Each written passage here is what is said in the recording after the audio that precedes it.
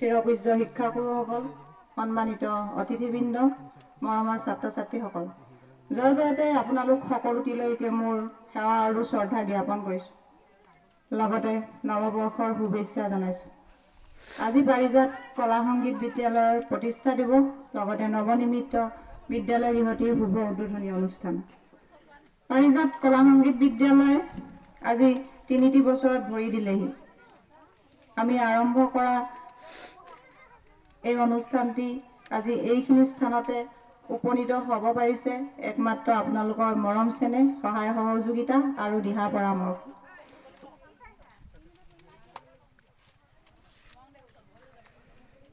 আপোনালোকৰ সহায় সহযোগিতা, দিহা পৰামৰ্শৰ অবিহনে হয়তো এইখিনি সম্ভৱ নহলহেঁতেন।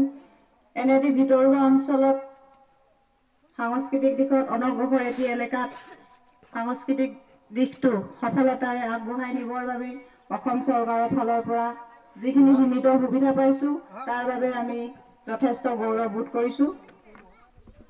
সন্মানীয় বিধায়ক মহোদয় আহি আছে, তেখেতৰ উপস্থিতিত বিদ্যালয় গৃহটি শুভ উদ্বোধন হ'ব আজি, তাৰ বাবে আমি যথেষ্ট গৌৰৱ বোধ কৰিছোঁ। আৰু বেছি নকওঁ, সভাৰ উদ্দেশ্য মই ইমানতে কৈ মই মোৰ বক্তব্য সামৰণি মাৰিছোঁ।